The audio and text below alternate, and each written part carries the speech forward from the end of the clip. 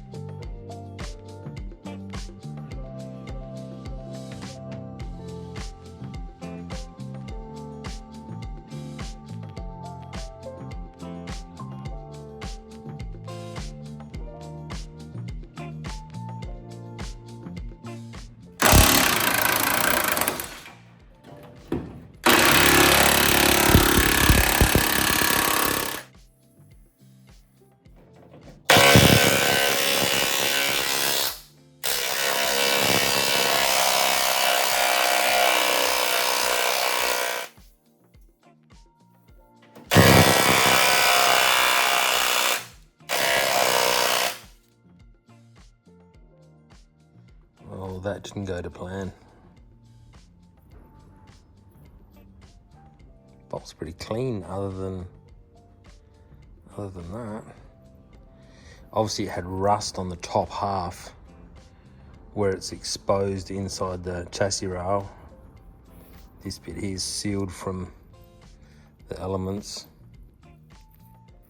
But, now I've got to drill and tap that out.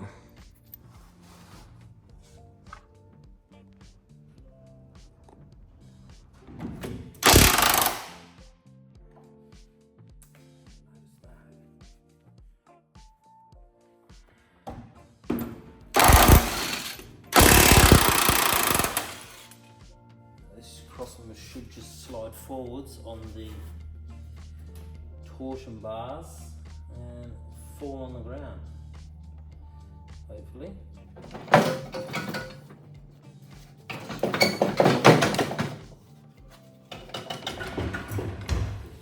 There's one side.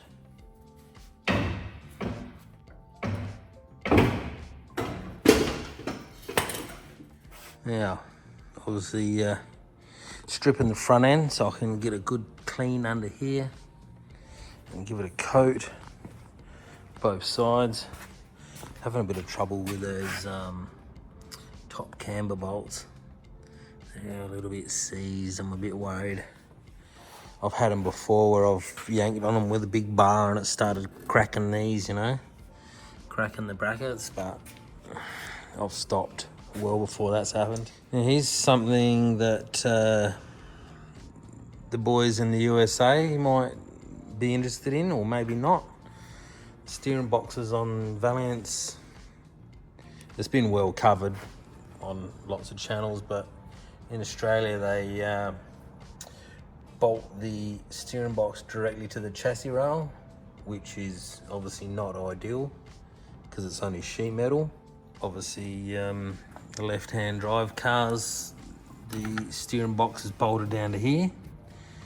I do have a cross member over there out of an earlier Valiant, which is right-hand drive. It's the same as this, but it still has the pad on here for the left-hand steering box. Yeah, so that's the K-frame. I believe that's the left-hand steering box or steering gear bracket. And that's out of this car, a 1963 AP5. And the box bolts down there. And there's 3 holes. There's the column coming through. You can see those 2 little dimples there. They're for, well, in these Australian ones, the model before this that went from, a little bit hard to explain. 2 models before this had a push button automatic, which is that car over there that has a push button. 2 cables come out and go down to the transmission. The second one, which is the AP6, these 2,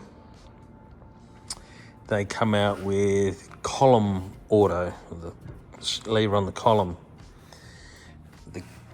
steering column would come through here. A cable would run across to a box here. Bolts onto those two little impressions there. And in the center of this box, it actually has a hole like a steering column's supposed to go through it. I don't actually have one here. I do have a car with one on it still. I'll show you that later. Well, I might be able to sneak it into this video anyway. And then it lines up down to where probably the steering box is supposed to be.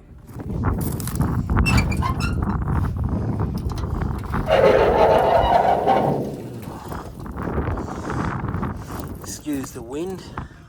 So there's that column adapter selector doodad. This cable runs over to the right hand side in Australia off of the steering column. It goes into that box, and then there's two cables that come out, which is your park and your gear selector cable. And you can see that I reckon that's a plastic plug, yeah. I'm pretty sure if it was left-hand drive, the steering column would come through that and bolt down onto the cross member or K-frame like that one I just showed you. So yeah, that's some weird Australian engineering to change left-hand drive vehicles to right. And then obviously slant 6 car, you've got that steering box wedged way down in there. Pretty ugly.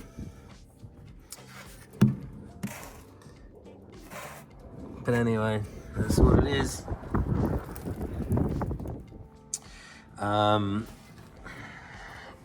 The typical offset tunnel is the same. I believe this hole here and this hole here, they line up. They seem to be in the center of the car.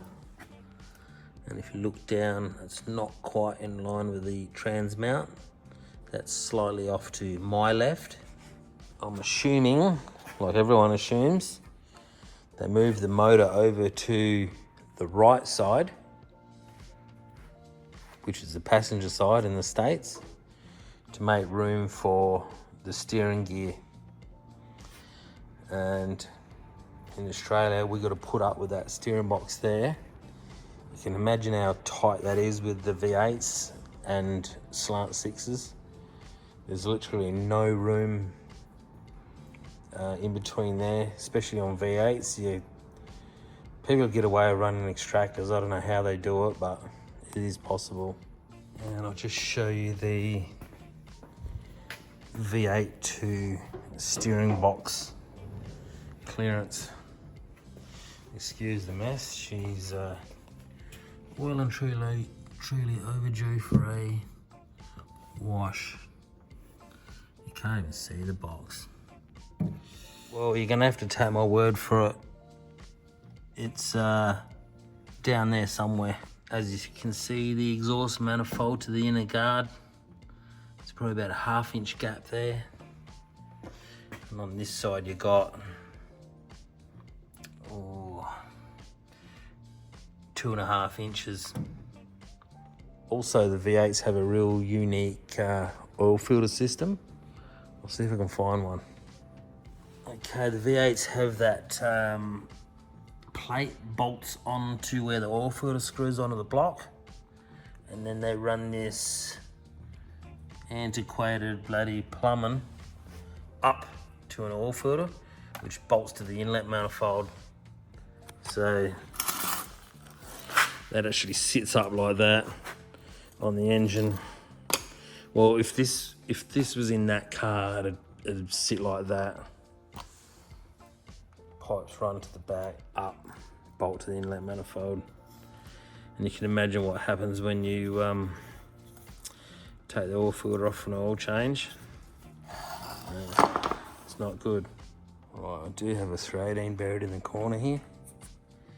See that, obviously the back of the engine, there's the bell housing, oil filter, that bracket, and the two pipes that run down to that plate. Yeah. Now, I did forget to mention that not only the V8s had a modified oil system, so did the slants. We'll have a quick look. Okay, some of you will remember this engine. I think it was my first YouTube video. Just probably 2.5 years ago now, since this has been running. Now you can see obviously the oil filters on the left side, which is the driver's side in a left-hand drive car. And you got plumbing goes around under the front, and you got another pipe that runs right around the back of the engine to here. And on the back side, you have that unique pump to a right-hand drive car. Obviously the steering box sits right there. Welcome back to Uncle Brent's windy shed. It's been well over a week. I've been away on holiday. Just trying to refamiliar myself where I was at. So what I might start doing is just cleaning up under here, and I might tackle that broken bolt that I broke off in the cross member hole there. And also I think I said these bolts are seized in here, in these top bushes. I've got the nuts loose, but the bolts themselves aren't turning, so I might just forget about them for now and run them until they actually need doing, because there's a possibility I'm going to have to get in with a saw and cut the bolt off. Yeah, it's going to be pretty ugly either way, so yeah, I'm just going to let it run for now. As I said, it's not going to see the road, so let's get to cleaning this, and we'll go from there. Also, a shout out to Coop's Cars. He's offered me a cross member that's had a 1UZ mounted on it, and it also has a steering rack. The problem is he's on the other side of the country, so I appreciate the offer. I will persevere with what I've got, maybe. Time will tell. This is going to take months anyway, so who knows. I might take you up on the offer. Also, while I'm in this area, that's where the steering box bolts on. In the previous two models, well, not the model before, but the model before that, these three bolt holes were up here in the chassis rail, so obviously the steering box was mounted higher. Then they changed, I believe they've dropped it down to suit the V8 and give it more room. So they've welded this antiquated bracket on the bottom here. Holds more dirt, more places for it to rust out. These three holes here, I don't know if that's where the clutch bracket bolts for the Z bar for the manual transmission, and I just noticed that's the auto shifter rod linkage bracket. So there's a rod that goes across to the other side of the transmission to do the gears. Also, these two holes here for the throttle pedal, or the top part of the bracket anyway. That's where that bolt's on. And obviously that's the handbrake. And then we've got this weird foam thing that perishes away. Got the old moggy hooky boy.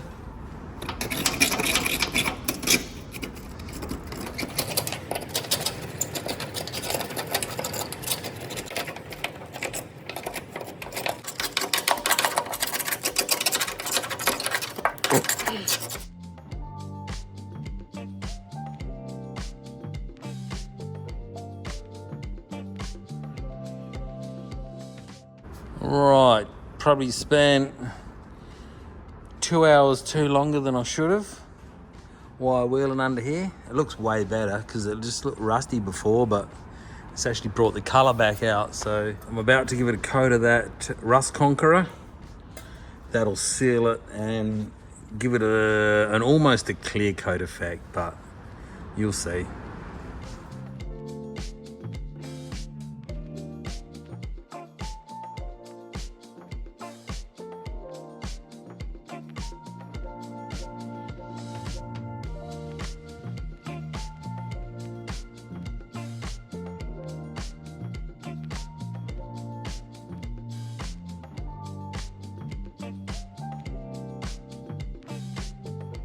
Well, there you go, one quick coat of rust conqueror.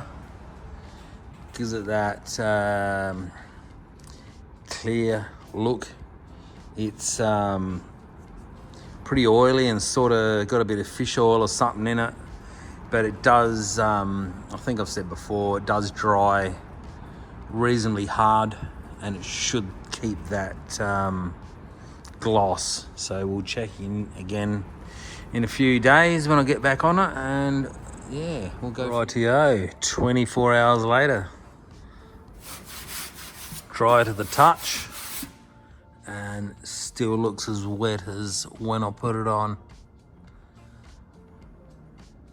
It's pretty cool.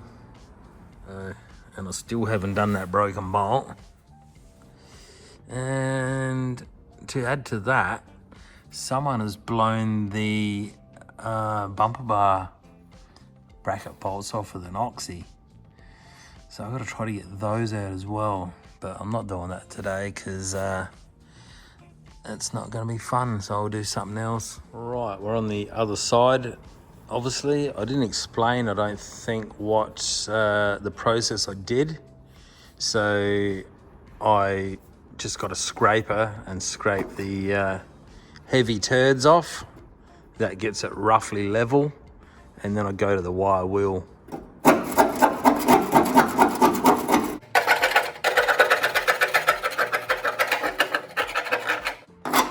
So once it's scraped, obviously it gets rid of all the major rough bits, and then, yeah, like I said, wire wheel. I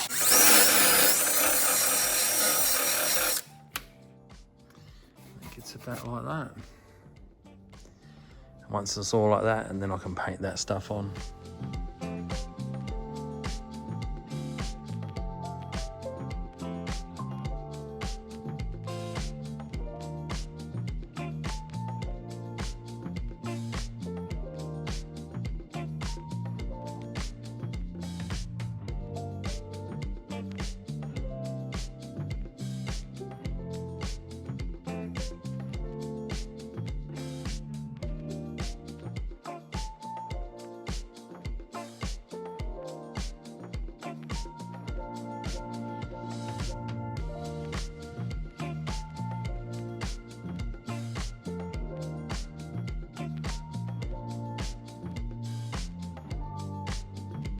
Oh yeah, just spent another 2 hours wasting me time. Now I'll give her another coat of this stuff. Did I mention I'm getting too old for this? Oh God.